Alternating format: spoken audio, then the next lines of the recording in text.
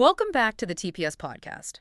TPS stands for trillions per second, named after the book. Today we discuss the global system latency. Let's cut through fog of war and dive right in. Oh, let's do it. So, I want you to picture a squadron of USB-2 stealth bombers. They are, slipping completely undetected through the night sky. Right, over some of the most heavily contested radar-dense airspace on the planet. Exactly. And they aren't carrying a standard payload. They are dropping 30,000-pound GBU-57 massive ordnance penetrators. The legendary bunker busters. Right. These are weapons explicitly engineered to chew through hundreds of feet of solid mountain rock and reinforced concrete before their smart fuses even think about detonating. And their targets are the subterranean facilities at Fordo and Natanz. Yeah. So a few hours later, the satellite imagery rolls into the command centers, and the visual confirmation is just absolute. I mean, the intelligence analysts see perfect textbook impact craters. It's total structural compromise. Exactly. The integrity of these deeply buried complexes is completely gone. If you are a military planner looking at those screens, you are popping champagne. Oh yeah, you think you've obliterated the target. Right. The mission is a phenomenal 100% tactical success. But that phenomenal tactical success is precisely what triggers the systemic meltdown we are seeing today. Yeah. That opening strike is the catalyst for the massive resource hog that is currently crashing the global servers. It really is. And, standard simulation theory might suggest that the best response to this kind of terrifying macro-level chaos is to just simply unplug. Just ignore the global feeds. Right. Sit on your cushion, focus entirely on your breathing, and just commit to hardcore dharma. Just tend to your own garden and let the geopolitical physics engine burn itself out. Which, that sounds incredibly appealing when the news cycle is this toxic. Oh, totally. But the Centaur team, the developers behind the TPS architecture, they operate under a completely different mandate. The White Hat EULA.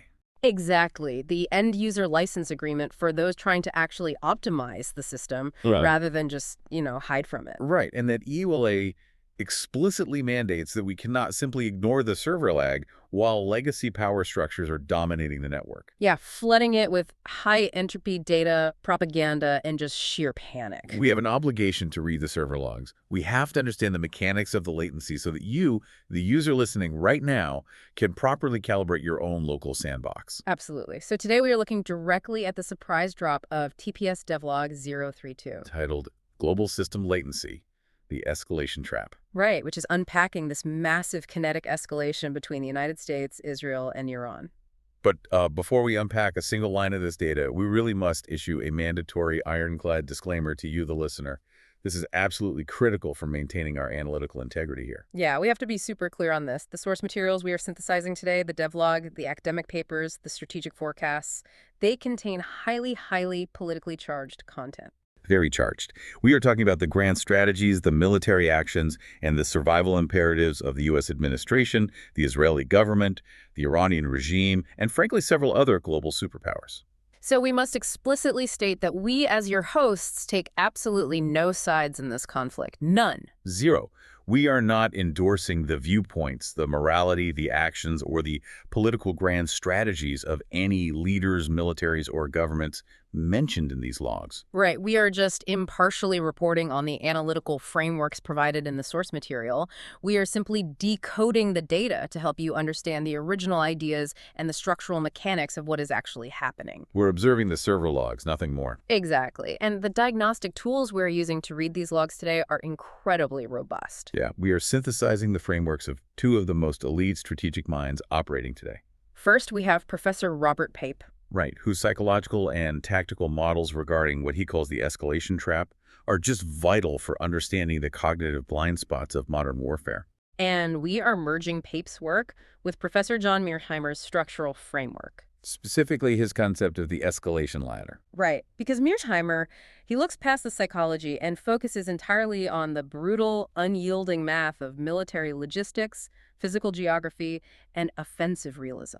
Yeah, when you layer Pape's psychological models over Mearsheimer's structural realities, the fog of war really dissipates. It does. The actual code driving this conflict becomes terrifyingly clear. So let's go back to those B-2 bombers and those perfect impact craters. Yeah, if the strike was a flawless tactical success, why is Pape calling it a trap? Well, Pape introduces this as the very first stage of his framework, the smart bomb trap. The smart bomb trap. Okay. It is the defining fatal characteristic of modern precision air power.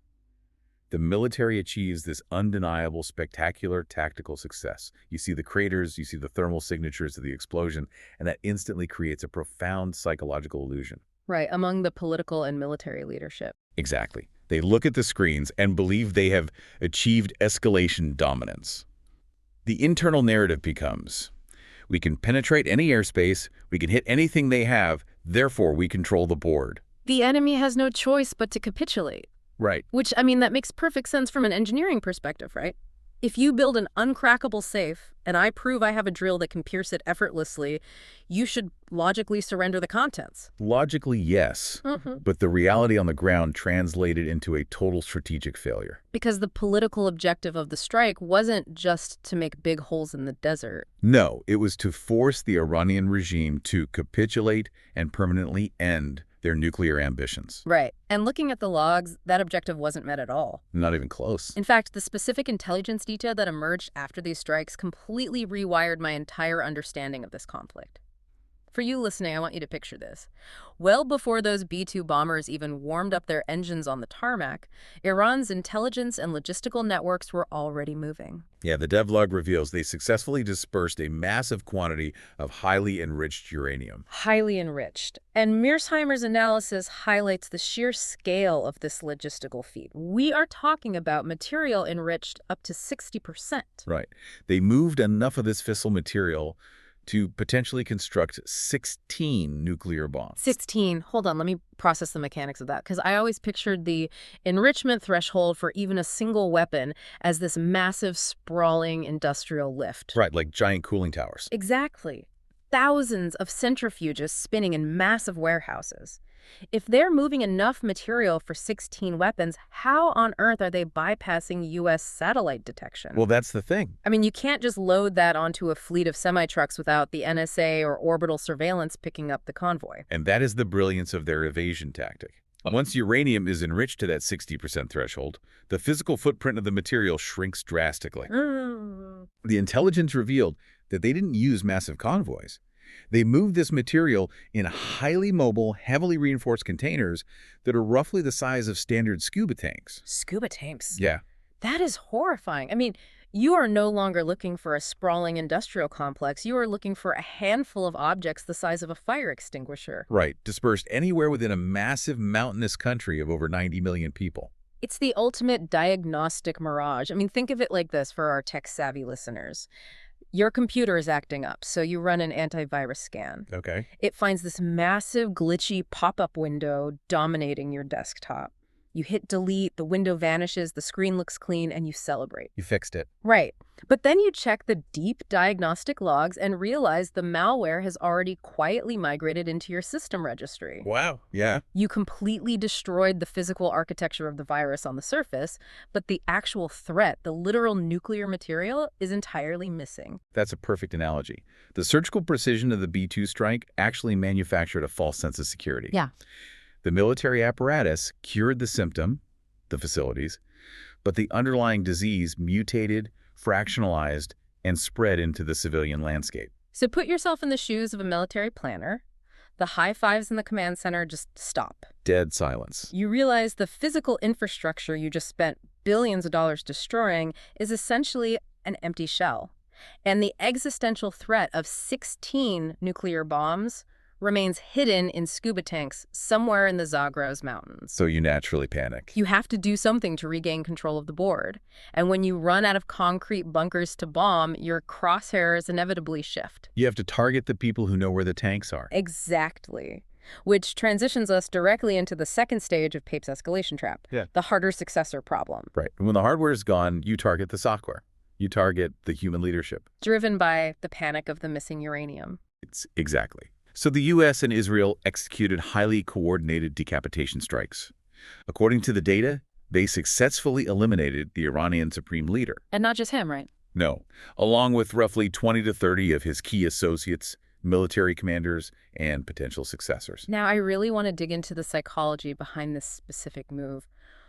Why do military planners keep falling for this Hollywood trope? The head of the snake mentality. Right. It's like they genuinely believe that if you just shoot the main villain, all the henchmen will instantly drop their weapons, realize the error of their ways, and beg for a peace treaty. It's a comic book understanding of geopolitical power. It really is.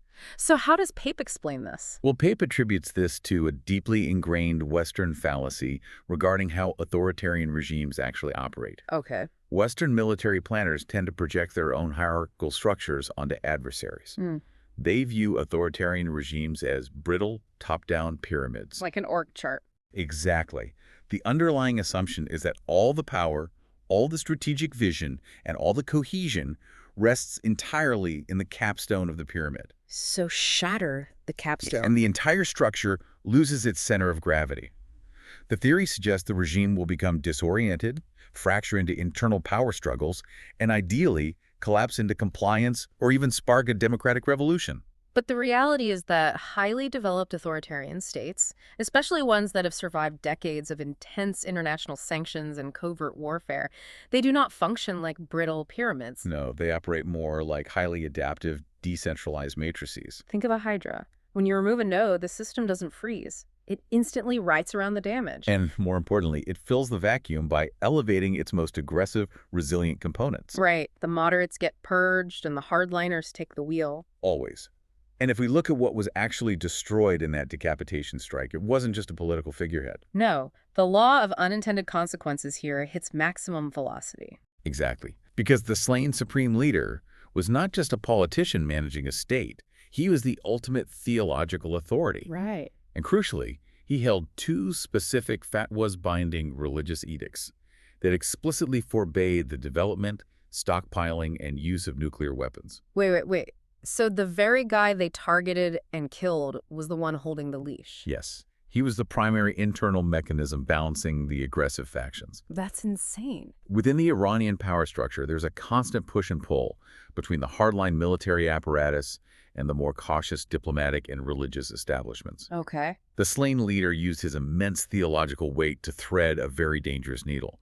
He justified enriching uranium for civilian energy and leverage, sure, but he maintained a strict, religiously grounded prohibition on actual weaponization. Which means the decapitation strike didn't just eliminate a man. No. It instantly vaporized the very religious guardrails that were holding the entire nuclear program back. They basically blew up the brakes on a speeding car and are now standing around wondering why it's accelerating. It's a textbook escalation trap.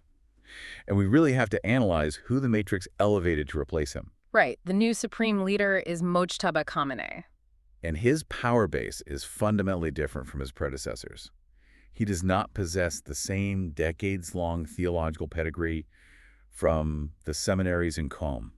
So his authority isn't rooted in religious scholarship at all. Exactly.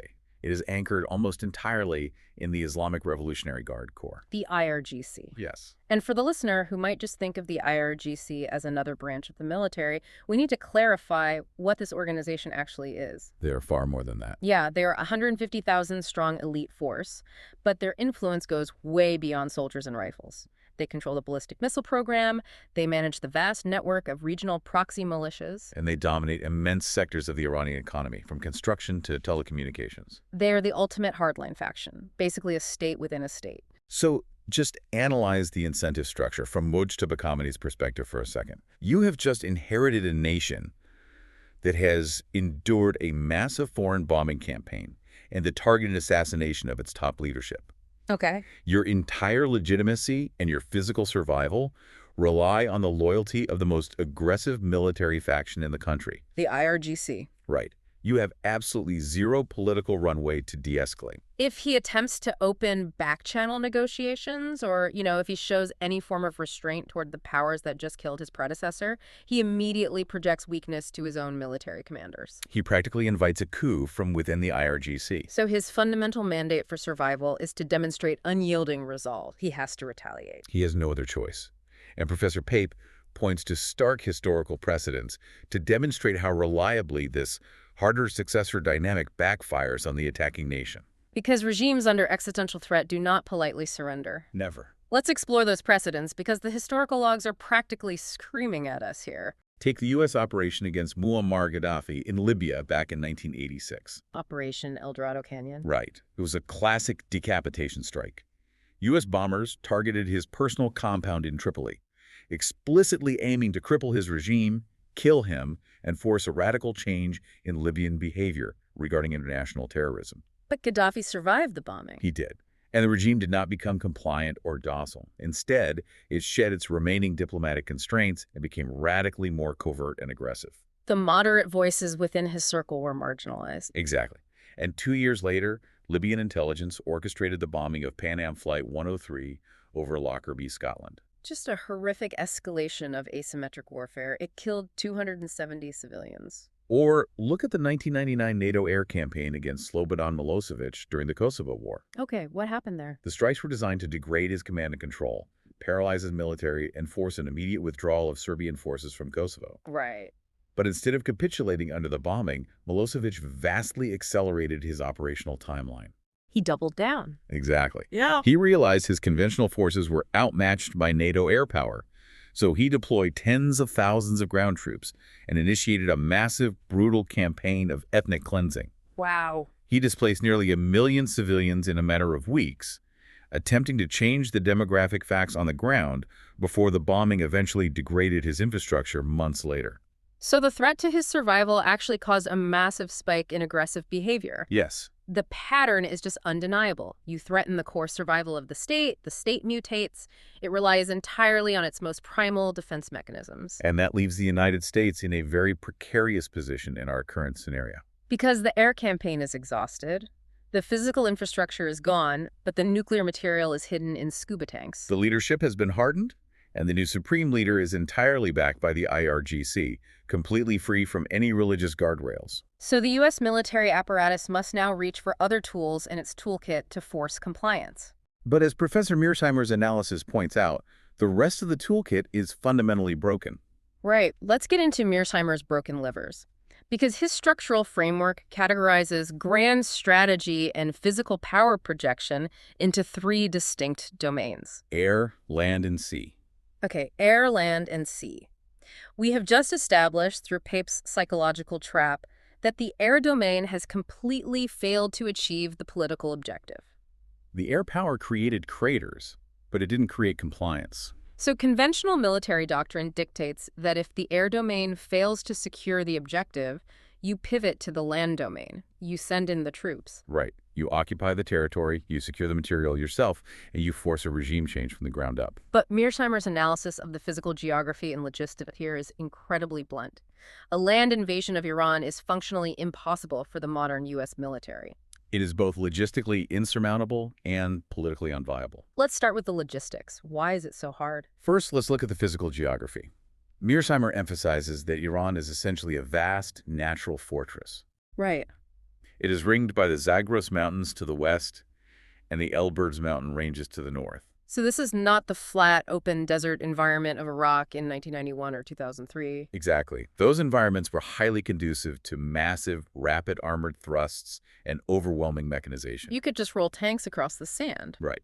But moving heavy armor and supply lines through the narrow, high-altitude choke points of the Zagros Mountains, it's a logistical nightmare. I mean, you were talking about stringing out your supply convoys over hundreds of miles of switchback mountain roads. Where a single destroyed vehicle can block an entire armored column. It's an asymmetric defender's dream. Absolutely. And to mount a credible invasion and occupation force in that terrain against a hostile population, the U.S. would need to deploy well over 50,000 to 100,000 dedicated combat troops. And that's just the tip of the spear, right? You have to factor in the tooth-to-tail ratio. Exactly. For every combat soldier, you need several support personnel managing logistics, fuel, and medical evasi. The deployment footprint becomes astronomical. And they wouldn't be fighting a degraded third-tier army. They would be going up against an Iranian military apparatus, spearheaded by the IRGC, that boasts roughly 1 million men under arms. Operating on their own terrain. Right, utilizing decades of defensive planning, specifically designed to counter a U.S. ground invasion. The casualty rates would be staggering. Furthermore, Mearsheimer points to the structural realities of U.S. domestic politics. Right, the political unviability. There is absolutely zero appetite within the American electorate for a massive, open-ended, high-casualty ground war in the Middle East. None. After 2 decades of grueling counterinsurgencies in Iraq and Afghanistan, the political will required to institute a draft or to mandate a massive national mobilization to fight in the Zagros Mountains. It simply does not exist. A president attempting that would face immediate domestic revolt. They would. So the air domain has failed. The land domain is physically and politically impossible. That leaves the third and final domain of power projection, sea. The naval blockade. Right. If you can't bomb them into submission and you can't invade them, you try to starve them out. So the U.S., along with a coalition of allied vessels, has attempted to establish a maritime chokehold. The goal is to cut off Iran's petroleum exports, isolate their economy, and apply enough financial pressure to force the regime back to the negotiating table. Makes sense on paper. But Mearsheimer's analysis shows that this naval option is structurally failing. It has devolved into a grinding war of attrition that the U.S. coalition cannot win.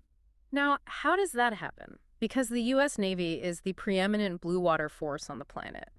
How can they fail to enforce a blockade against a regional power? Because the mechanics of a successful blockade require overwhelming, enduring asymmetry. You have to be able to lock down the maritime area without constantly expending your own critical resources or taking damage. Okay. But Iran has neutralized the U.S. naval advantage through a highly disciplined, decentralized strategy of proportional retaliation. They aren't trying to fight an American aircraft carrier strike group in a massive World War II-style set-piece battle. No, not at all. They are using asymmetric swarm tactics. It's a relentless game of tit-for-tat. Exactly.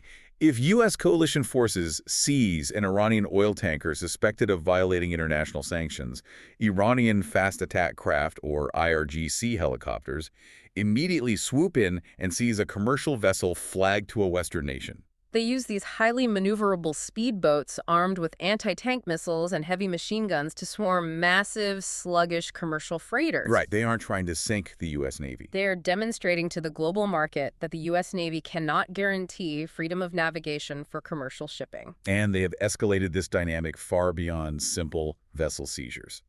Mearsheimer points out that Iran has fundamentally inverted the power dynamic in the Strait of Hormuz. This is perhaps the most consequential geopolitical shift of the entire conflict so far.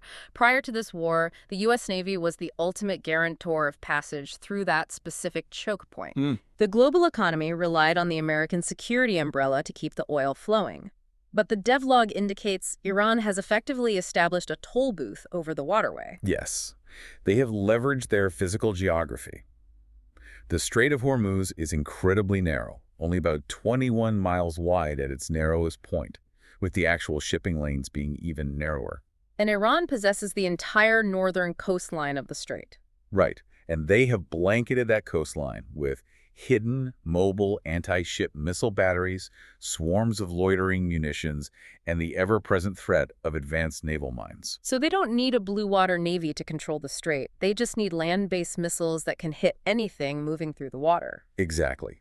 They are actively dictating the terms of passage. And their demands are not subtle. They are demanding direct, massive financial reparations for the destruction caused by the B-2 bomber strikes on their nuclear facilities. And they are demanding the total, permanent withdrawal of all U.S. military forces from the entire Persian Gulf region. They are essentially extorting the global energy market. They are holding the global economy hostage to achieve their geopolitical objectives. Now, let me bring this directly back to you, the listener. Yes. Why does a standoff over a narrow strip of water halfway across the world matter to your daily life? Why should you care about anti-ship missiles in the Persian Gulf? It matters because that specific geographic choke point handles roughly 20% of the entire global oil supply. Every single time an IRGC speedboat harasses a tanker, the risk premiums skyrocket. Right. When an adversary controls that strait, they aren't just harassing military vessels. They are directly threatening your wallet, your cost of living, the price of the fuel in your car, the cost of heating your home, and the overall stability of the economy you rely on. The geopolitical game being played on the servers is directly accessing your personal bank account. It really is. And imposing that intense economic pain is the exact leverage Iran is trying to utilize. But their strategy is incredibly sophisticated. They aren't just fighting in the water. No, to truly break the U.S. coalition, they are expanding the map. They are fighting from the inside out, targeting the weakest links. Which brings us to Section 4, the concept of horizontal escalation. And what the devlog warns is the imminent supply wall. Right. Professor Pape's framework of horizontal escalation is critical for understanding this phase of the war. Okay, lay it out for us. When a weaker state confronts an overwhelming military coalition, it rarely tries to defeat the superpower directly on the main battlefield. Because vertical escalation, trying to match the United States tank for tank, jet for jet, or carrier for carrier, is suicidal. Exactly. It plays directly into the superpower's strengths. It makes total sense. I mean, if you are playing a video game and the boss has maximum stats in heavy armor, you don't engage in a melee fight. You kite them, you attack their supply lines, you change the parameters of the engagement. Precisely. You widen the war geographically. You impose unbearable asymmetrical costs on the weaker members of the opposing coalition. And Iran is largely bypassing direct symmetric warfare with the U.S. military. Instead, they are aggressively targeting the economic engines and civilian infrastructure of U.S. regional allies. Nations like the United Arab Emirates, Bahrain, Oman, and Saudi Arabia. Right, and they are executing this through the brutal, unyielding, and terrifyingly efficient economics of drone warfare. The mathematical disparity here is staggeringly in favor of the attacker. It's crazy. Let's talk about the math. Well, Iran is manufacturing and launching waves of Shahed series drones. And for the listener, think of these essentially as precision-guided, slow-moving cruise missiles powered by inexpensive, commercially available moped engines. Right. They're incredibly loud, relatively slow, but they carry a devastating explosive payload. And most importantly, they cost roughly $20,000 a piece to produce. Which means Iran can churn them out in massive industrialized quantities. Yeah. So they are firing these cheap munitions at vital, multi-billion-dollar infrastructure. We are talking desalination plants that provide drinking water to desert cities, massive fuel storage farms, and international airports in Dubai and Riyadh. So how does the U.S. coalition defend these vital assets? I mean, you can't just let a drone hit a desalination plant.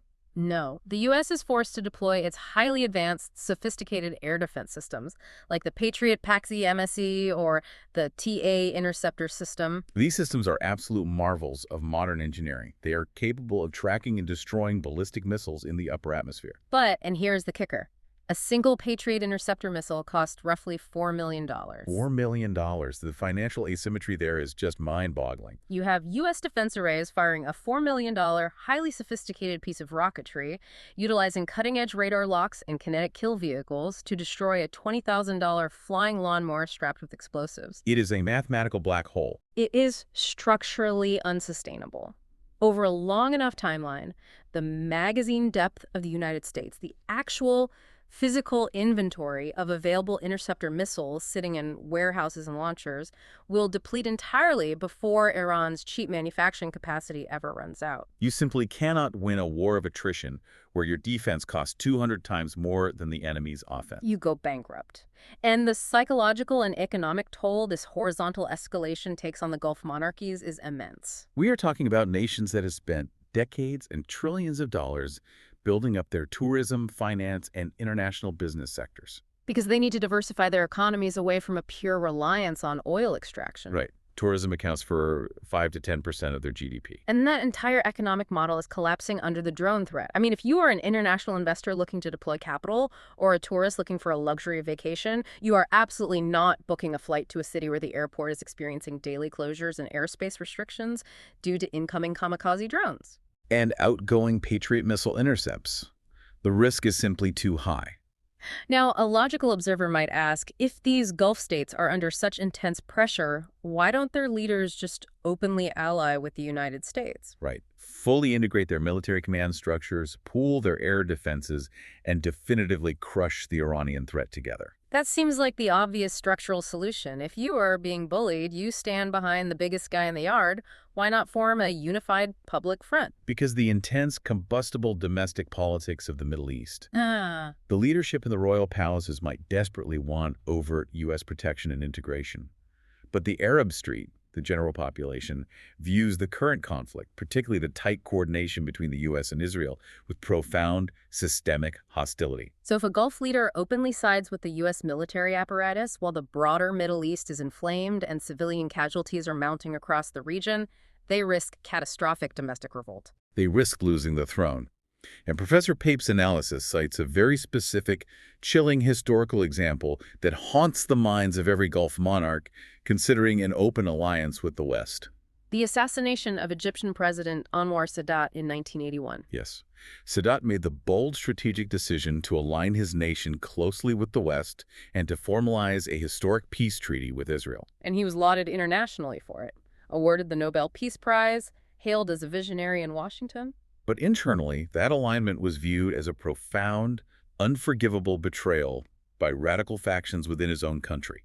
During a military victory parade in Cairo, surrounded by his own armed forces, his own personal guards, members of a radicalized cell within the military, opened fire on the reviewing stand and assassinated him. Gulf leaders are acutely aware of this history. They know that openly standing with a failing, unpopular U.S. military campaign is tantamount to domestic political suicide. So Iran's strategy of horizontal escalation is brilliantly insidious.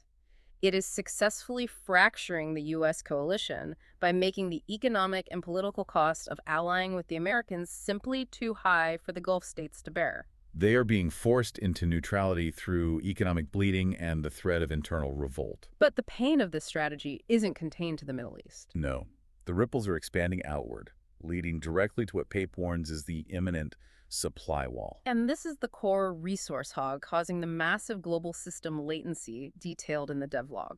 Pape's forecast warns that within the next 30 to 60 days, the global economy is going to hit a hard, unforgiving physical boundary. Okay, I really want to pause and clarify the terminology here for the listener because the distinction is vital. People are very used to hearing the word inflation. Right. We've all lived through the post-pandemic supply chain annoyances where a microchip shortage meant cars got more expensive or shipping delays meant a couch took 6 months to arrive. Consumers understand inflation as things costing more.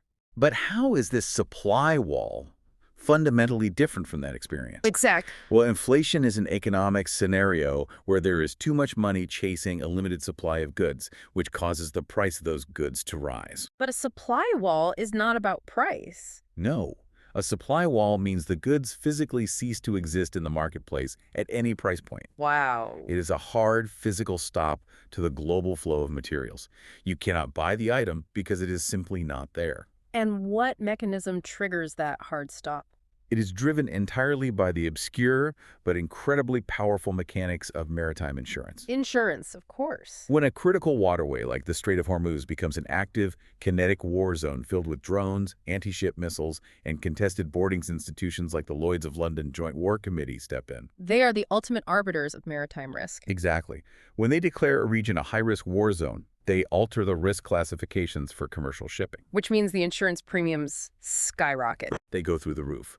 The premiums required to insure an ultra-large crude carrier, a vessel carrying hundreds of millions of dollars of oil moving through the Persian Gulf, become astronomically high. So high that the insurance costs essentially erase all profit margins for the shipping conglomerates. Right. The risk of losing a vessel and its cargo to a stray missile is too profound. So the shipping companies make the only logical financial decision. They simply refuse to sail their fleets into the Gulf. The ships just stop moving. The physical vessels drop anchor outside the conflict zone and wait. They wait, and the global supply chain starves. And it is crucial to understand that it is not just crude oil trapped behind this wall. No. The Middle East is a primary global exporter of vital industrial commodities that the modern world takes for granted. Things like agricultural fertilizers, raw aluminum, and helium used in medical imaging and tech manufacturing. When the flow of those raw materials stops, the complex, highly optimized, just-in-time global supply chains don't just experience friction, they snap entirely. Factories in Europe and Asia are forced to shut down because they lack raw materials. Global agricultural yields face collapse because farmers cannot source fertilizer for the planting season. Which translates directly into hard physical shortages of food and manufactured goods, triggering skyrocketing prices and instability globally. And here is the truly terrifying macro-level consequence. As the United States drains its strategic resources, its political capital, and its treasury fighting $20,000 drones in the desert to desperately prevent this supply wall from hitting, the rest of the world's superpowers are quietly sweeping the board clean. Yes, and this brings us to Section 5, Mearsheimer's analysis of the shifting global order, the multipolar divorce, Russia, China, and the functional death of NATO. Let's get into it. Mearsheimer's macrostructural view is essential for grasping the full scope of the server lag. Because we no longer live in the unipolar world of the 1990s or early 2000s, where the United States was the uncontested global hegemon capable of dictating terms across multiple theaters simultaneously. We are now operating in a fiercely multipolar world. You have the US, China, Russia, and now Iran effectively acting as a fourth center of power due to its immense asymmetrical leverage over the global energy supply. And in this fiercely competitive multipolar reality, Mearsheimer's analysis suggests the U.S. is suffering from profound, debilitating strategic overstretch. The ambition of the strategy has vastly exceeded the capacity of the industrial base. Exactly. According to the frameworks we are studying, the U.S. is attempting to be the primary security guarantor everywhere all at once, and it is structurally failing to do so. The devlog points to a highly consequential, somewhat underreported speech delivered on April 15th by Elbridge Colby, the U.S. Undersecretary of Defense for Policy. This speech is a pivotal data point in Mearsheimer's structural analysis. Let's break that speech down. What did Colby say to the European allies that was so paradigm-shifting? He essentially delivered a devastating reality check regarding the physical limitations of the American military-industrial complex. He explicitly told European leadership that the U.S. military cupboard is bare because the United States is burning through its finite strategic reserves of Tomahawk cruise missiles, Patriot interceptors, and advanced naval munitions in the Middle East escalation cycle. And crucially, because the Pentagon knows it must stockpile whatever remaining inventory it has for a potential future conflict with China in East Asia. Right, so it simply cannot supply Europe with the defensive hardware they are requesting. That is a stunning admission of vulnerability. He effectively stood in front of America's oldest allies and told them they are on their own. The arsenal of democracy is temporarily out of stock. Yes. And Mearsheimer views this public admission as the functional death of NATO in its current historical iteration. Because the entire bedrock promise of the NATO alliance, the core mechanism of its deterrence against Soviet and later Russian aggression, was the perceived endless depth and capability of the American security umbrella. If the United States publicly and officially states that it lacks the physical industrial capacity to support European defense because it is bogged down swatting drones in an Iranian escalation cycle, the entire psychological architecture of deterrence collapses. Europe is essentially being militarily divorced by the United States. They are being left to face a highly mobilized, battle-hardened, and angry Russian war economy entirely alone, without the guarantee of American interceptors to protect their skies. And our adversaries are not passively watching the strategic overstretch happen. They are actively, aggressively fueling it. They see the U.S. stuck in the trap, and they are pouring concrete over the exit. It is adversary opportunism executed perfectly. According to the strategic forecasts in the logs, Russia is actively intervening in the Middle East to ensure the United States remains permanently bogged down. They are providing highly advanced real-time targeting intelligence to Iranian forces. Okay, let me make sure I understand the mechanics of that. Russia is directly feeding targeting data to Iran. Yes. How does that change the battlefield dynamics? It changes everything. It's the difference between flying blind and having a high-definition map. Russia is utilizing its orbital surveillance and electronic warfare assets to map the gaps in the U.S. and allied radar nets. Wow. So they are helping Iran optimize the flight paths of their drone swarms and cruise missiles. Exactly. Instead of flying directly at a Patriot battery, the drones are routed through radar blind spots, hugging the terrain to precisely strike commercial shipping and military assets with devastating effectiveness. It is a massive force multiplier for Iran. And from Russia's perspective, it is direct asymmetrical payback. Because the U.S. provided the vital targeting intelligence that allowed the Ukrainian military to sink Russian flagship vessels and decimate Russian armored columns. Now, Russia is simply returning the favor in the Persian Gulf, ensuring the U.S. bleeds as heavily and expensively as possible. The symmetry of that retaliation is brutal. And meanwhile, China must be observing this entire global reshuffling and absolutely thrilled. They are the ultimate beneficiaries of this latency. China benefits immensely from seeing its primary global geopolitical rival expend vast amounts of political capital, financial resources, and irreplaceable military hardware in a Middle Eastern quagmire. It essentially hits pause on the U.S. pivot to Asia, allowing Beijing to remain entirely focused on rapid internal advancement and regional consolidation. Professor Pape actually recounted a recent trip he took to China, specifically visiting the industrial and tech hubs of Wuhan and Shenzhen. and his observations provide a stark contrast to the American situation. What he described in the logs is staggering. He saw a hyper-accelerated massive boom in artificial intelligence integration and robotic automation. He described Wuhan not through the lens of a pandemic epicenter, but as a massively scaled, hyper-successful version of Pittsburgh's historical industrial renaissance. They are taking heavy legacy manufacturing and aggressively automating it, drastically increasing efficiency and uplifting millions of people into the advanced high-tech economy. The contrast is the core of the geopolitical shift. China is rapidly building the infrastructure of the future, scaling AI and automation, while the United States is bleeding out its industrial capacity in another forever war, expending $4 million missiles to swat away $20,000 drones in the desert. So with the global board tilting this violently and the supply wall rapidly approaching, time is clearly running out for the current U.S. administration. What does the simulation engine render next? Let's run the 90-day forecast based on these frameworks. Synthesizing the models of both Pape and Mearsheimer, it becomes clear that President Trump is facing what strategists call a classic Hobson's choice. A Hobson's choice is a scenario where every available option guarantees a severe, potentially catastrophic loss. There is no win condition available on the board. The only choice the administration gets to make is the specific flavor of the disaster. So Pape outlines two primary probabilities for how the U.S. will react over the next 90 days. Let's start with the most likely scenario. What does the model predict? The models assess a 75% probability that the United States, driven by internal political pressure and the demands of its allies, escalates directly into stage 3 of the escalation trap. And based on Mearsheimer's domains, if air and sea have failed, stage 3 means boots on the ground. It means injecting the land domain back into the equation. Yes, but we must be precise about what this looks like. As we discussed, a D-Day style full-scale invasion force designed to conquer Tehran and occupy the country is logistically impossible. This stage 3 escalation will not be a massive and mechanized thrust.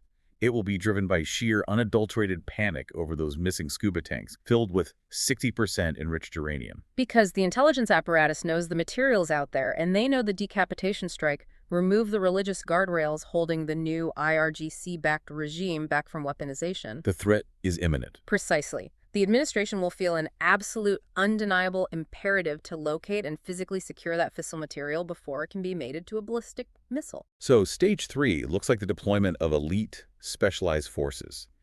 We're talking about units like the 82nd Airborne Division or specialized ranger battalions jumping into highly localized, extremely dangerous zones. They might attempt to seize Kharg Island to physically break the Iranian oil blockade and reopen the strait? Or they might secure a massive perimeter around the destroyed Fordo facility to deploy engineering teams to manually search the deep underground bunker networks for the missing tanks. But let's think about the reality of that operation. You are dropping 5,000 paratroopers into an isolated, static zone deep inside a hostile nation of 90 million people, surrounded by a million-man army that specializes in asymmetric warfare.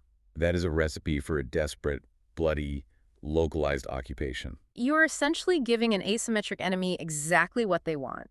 Static, highly valuable American targets trapped on their home turf at the end of an incredibly vulnerable logistical tether. It transforms a failing, expensive air campaign into a horrific meat grinder of a ground war.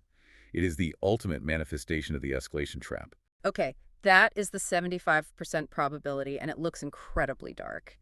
What is the alternative? What is the 25% probability? The 25% probability is that the U.S. intelligence and military apparatus looks at the math of stage 3, decides the cost in American lives and treasure is simply too high, and chooses to cut its losses. The administration executes a rapid, likely humiliating withdrawal of forces from the immediate theater and attempts to broker a terrible, face-saving diplomatic deal from a position of profound weakness. But even that option, the retreat option, faces massive structural roadblocks, primarily from external allies. Yes, primarily from Israel. The Israeli security and political establishment views a nuclear-capable Iran and the hardline IRGC regime itself as an absolute, non-negotiable existential threat to their survival. They will exert maximalist political and diplomatic pressure on the U.S. administration to stay in the fight. They will aggressively oppose an American withdrawal that leaves the Iranian nuclear infrastructure and the missing scuba tanks intact. They will view a U.S. retreat as an abandonment.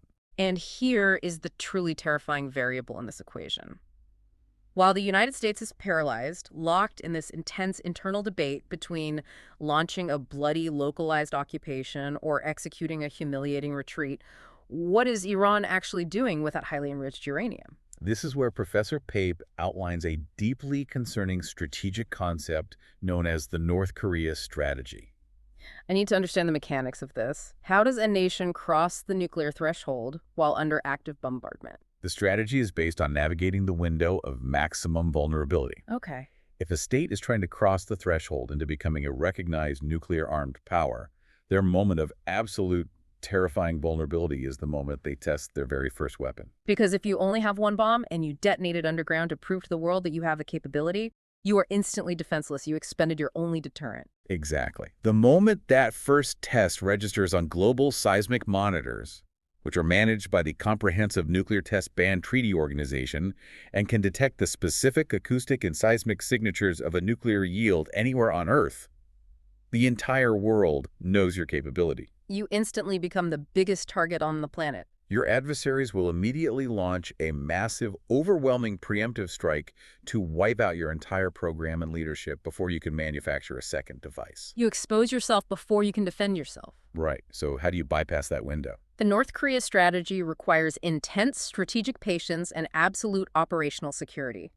You do not test a single bomb. You keep the engineering and weaponization program entirely covert. You use the physical chaos, the smoke, and the overarching fog of the ongoing conventional war to mask your highly sensitive engineering efforts from orbital surveillance. Precisely.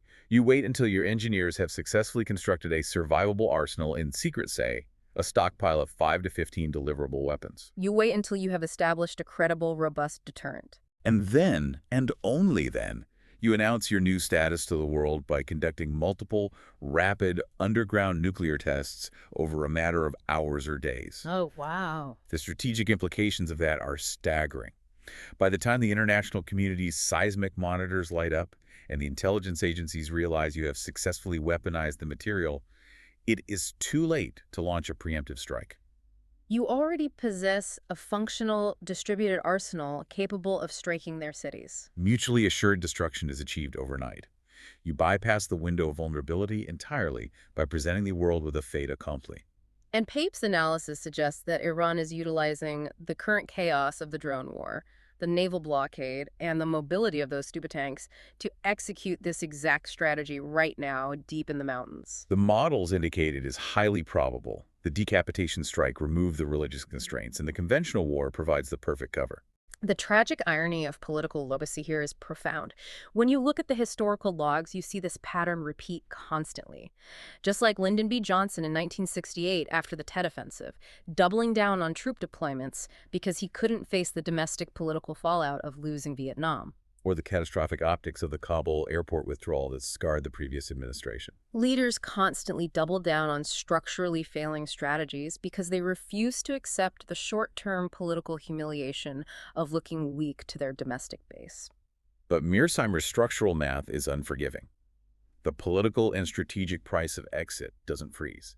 It compounds every single day they stay in the trap. The longer the leadership delays the inevitable withdrawal, the narrower their options become, and the worse the final inevitable outcome will be. So we have mapped out the massive macro geopolitical server lag. We see the failing military levers, the fracturing of historic alliances, the approaching supply wall, and the looming reality of overnight nuclear proliferation. But Devlog 032 specifically instructs us not to just stare at the global map. It tells us to bring this analysis all the way back down to the local hardware. Which brings us to our final and perhaps most vital area of discussion, debugging the local sandbox and the homeland threat. This is where we connect the grand abstract strategy of international relations back to the core philosophical message of the TPS Devlog. The concept of the self-rootkit. Right. Professor Pape issues a final, chilling warning in his analysis. He argues that the ultimate fatal casualty of these escalating forever wars is not necessarily the loss of overseas military bases, the fracturing of NATO, or even the decline of geopolitical prestige. The ultimate casualty is the American homeland itself. He is referring to the corrosive systemic normalization of political violence domestic to the United States. The blowback isn't just economic, it's cultural and political. And his research cites very specific, alarming examples that are happening right now. We're not just talking about abstract partisan polarization or angry debates on social media. We are witnessing a tangible surge in violent, highly organized riots in major metropolitan centers like Chicago and Minneapolis. We are seeing a terrifying return to the specter of overt political assassinations and targeted violence that haunted the nation during the instability of the 1960s. Furthermore, Pape's framework highlights the aggressive, alarming deployment of militarized law enforcement sweeps within U.S. borders, citing recent operations like the Midway Blitz. We are seeing the tactics, the heavy armored hardware, the surveillance drones, and crucially, the psychological posture of overseas counterinsurgency bleeding directly into domestic policing and internal political discourse. The state begins to view its own dissenting citizens through the lens of a hostile insurgency. It is a toxic convergence of pressures. When the social fabric begins to tear under the immense weight of the approaching supply wall, when you combine the crushing daily pressure of hard physical resource depletion, empty grocery shelves, and skyrocketing inflation with the intense tribal political polarization of an unwinnable, deeply unpopular foreign war. The foundational architecture of global power doesn't need to be conquered by an invading army. No, it crumbles from within. The macro simulation is directly mirroring the microstate of the users. The chaos on the global servers is a reflection of the chaos in the local sandbox. Exactly. It is the manifestation of collective ego, the tribal aversion to acknowledging failure, the dangerous obsession with technical perfection like believing a smart bomb solves a political crisis, while completely ignoring the holistic structural health of the system. We're becoming our own worst enemies. The nation is spending trillions of dollars fighting ghosts and drones in the desert, desperately trying to maintain an illusion of global control, while the structural, economic, and social integrity of our own society rots from the inside out. It is the ultimate strategic blind spot. You fortify the perimeter while the foundation collapses. Let's synthesize this entire massive deep dive for the listener. According to the frameworks of Pape and Mearsheimer, the United States, mesmerized by the illusion of precision air power, fell directly into a psychological and strategic escalation trap. The conventional levers of military power, the ability to project force via air, land, and sea, have either structurally broken down or become politically unviable. The adversary utilized a decentralized matrix-style leadership structure and brilliant horizontal escalation to fracture the U.S. coalition, bleed its military resources, and hold the global economy hostage at a maritime toll booth. We are weeks away from a physical supply wall that will fundamentally alter the cost of living and the availability of basic goods globally. And through it all, the geopolitical power map is permanently shifting in favor of a multipolar world, with China automating its future while the U.S. exhausts itself in the present. And as we process this immense volume of data, we must remember the foundational mandate of the White Hat ULA. We are merely observing these server logs impartially. We are decoding the diagnostic data, the logistics, and the psychological frameworks so that you, the user, understand the invisible forces shaping the simulation around you. We take no sides in the geopolitical theater. We do not endorse the actors. We just read the code and explain how the physics engine is rendering the conflict. But Devlog 032 doesn't just leave us with a diagnosis of the doom. It gives us a specific, actionable directive on how to respond to this data. It tells us that geopolitics, for all its terrifying scale, is just a heavy layer of the physics engine. It is completely driven by collective ego and the self-rootkit, the malware of our own unexamined tribal impulses. The devlog explicitly says that if the greatest threat to a superpower is internal division and the normalization of violence, then we cannot fix the global network by yelling at the feeds. We heal the global network by aggressively debugging our local systems. The only node in the entire network you truly have administrative control over is your own hardware, your own mind, your own reactions, your own community. So I want to leave you, the listener, with a final provocative thought to mull over as you navigate this intense latency and watch the supply wall approach. If the global servers are melting down primarily because of tribal aversion, the refusal to accept reality, and the desperate illusion of control, what actually happens to the fabric of the macro simulation if enough individual players recognize the trap? What happens if enough of us refuse the tribal programming? Hack the sim through hardcore Dharma and completely rewrite our own root code while the data center is still burning. Does the macro-level war simply run out of the egoic bandwidth required to sustain itself? A complex system is only as stable or as volatile as its constituent parts. Change the parts, and the emergent behavior of the system must inevitably shift. That is the work of the Centaur team. Keep optimizing your local sandbox. Keep your battery charged, maintain your operational security, and whatever you do, don't let the macro resource hogs drain your daily awareness. We will see you next time.